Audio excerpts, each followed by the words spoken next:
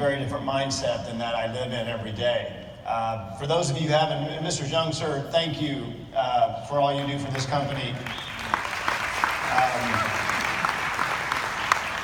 He was an incredible host for many of us in Korea just this last summer and put on an amazing event there. So it's been a real pleasure to be involved. I always start, and I always tell my kids this, and medical students when I'm working with them, residents, sometimes nursing students, etc., that when someone's talking to you, try to figure out where they're coming from, try to figure out what their background is, what their education is. I think that's important. Anytime you read something, it's the same thing. When I begin reading something, I go to the end first and find out who wrote it, or at the beginning if they're there, find out who they are, kind of see where they're coming from. Understand, I've gotten to do some amazing things in my life, and you see a few of those on this slide. I come from the bedside of patients, truly, from the standpoint of my experience, and you see I've spent many thousands of hours. If you kind of put those together, almost now approaching 100,000 hours of being with patients.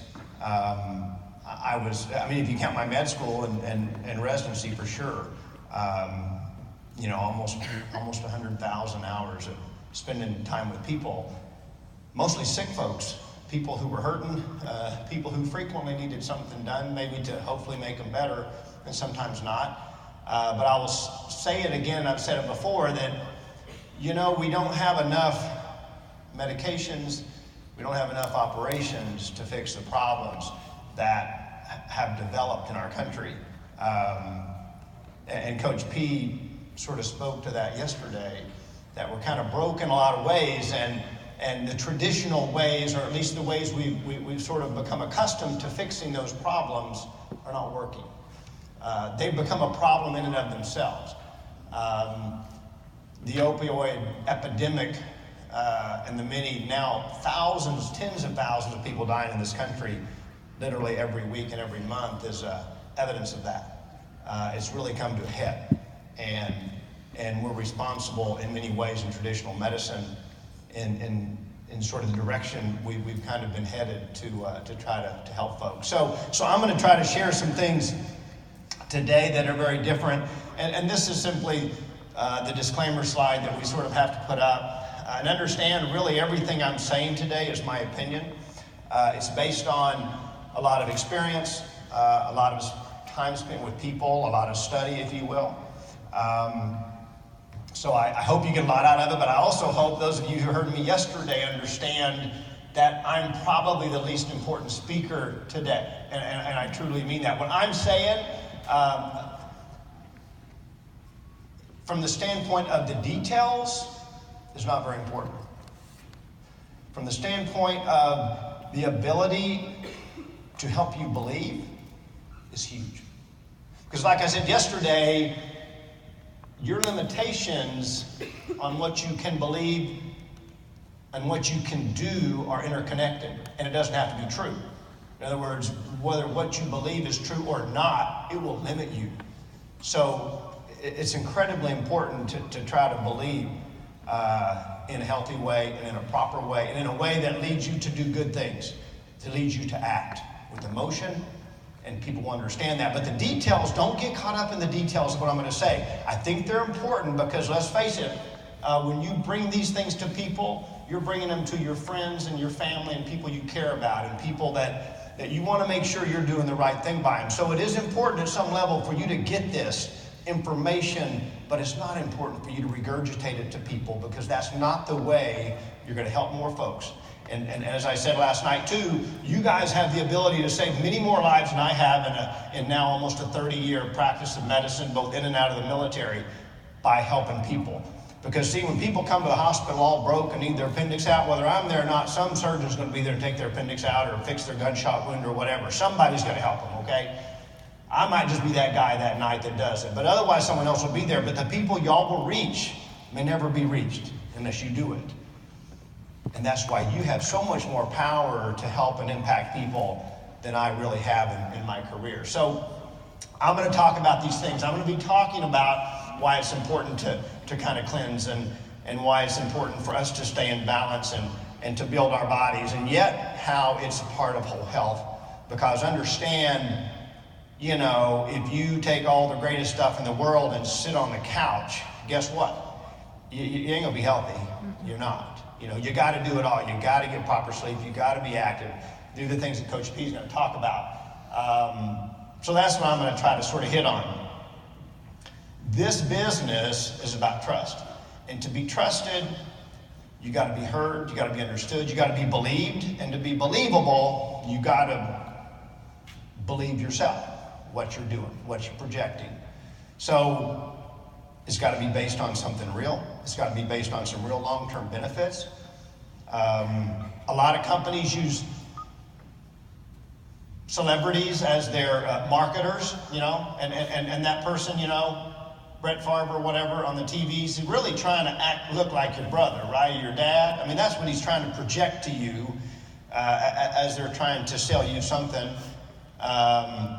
But what we do in our company is have real dads and real brothers and real fellow veterans sharing with people that they care about. Amen. And you can only do that if someone trusts you. Amen. And if you personally believe. So anyway, that's what I'm going to try to help.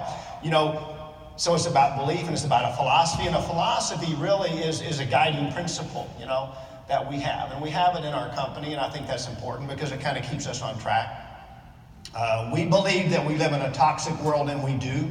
And I'm going to hopefully prove that to you. We believe that it's extremely important to stay in proper balance, and we're out of balance in many ways, whether it's doing too much or doing too many different things, that we're so distracted that we can't concentrate on any one thing.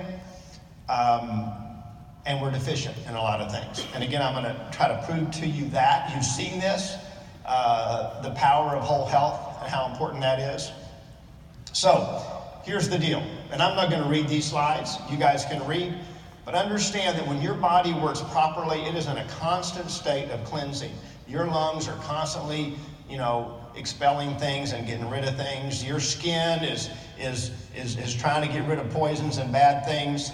The lymphatic system, likewise, when it's doing its job well, is trying to trap and destroy badness, whether it's cancer, whether it's infection. Likewise, all the other body organs are doing the same thing.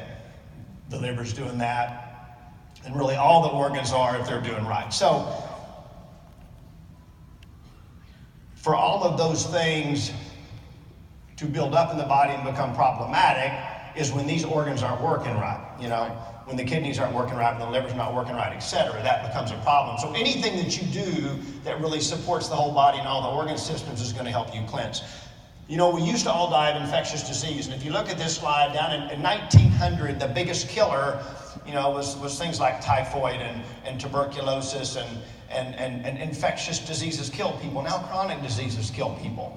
You know, the cancers and the heart disease and the respiratory illness and the stroke, that's what's killing people in our population.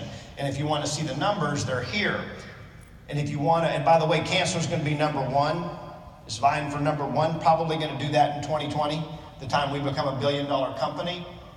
So maybe we're going to have something to do with that. Maybe we'll keep cancer down, I hope. And not just us, but I mean the whole health philosophy of getting the right things in our body and remaining active, etc. So anyway, these are the numbers today. The EPA has said that these are mostly related to contaminants and things that are not in our diet or in our diet and shouldn't be. And when you look at the big cancers that are killing people, again, they say that American Cancer Society, at least a third of those things are related to diet and activity or the lack thereof. And especially the big ones, DGAC, that's the Digestive Guidelines Advisory Council, and I'll tell you more about that in a minute. But they said that these major cancers are nutrition related. And understand those are the two biggies: most common cancer in women's breasts, most common cancer in men's prostate. The two biggest killers are lung and colorectal. So there they are, all related to nutrition problems in this country. I think we can have a chance to impact that. Achieving balance is everything, really, you know. So it really, achieving balance has to do with both cleansing properly and having all those organs right, and it's also having the right things to build, or otherwise you can never be in balance. And it's also about activity, not too much, not too little, enough sleep,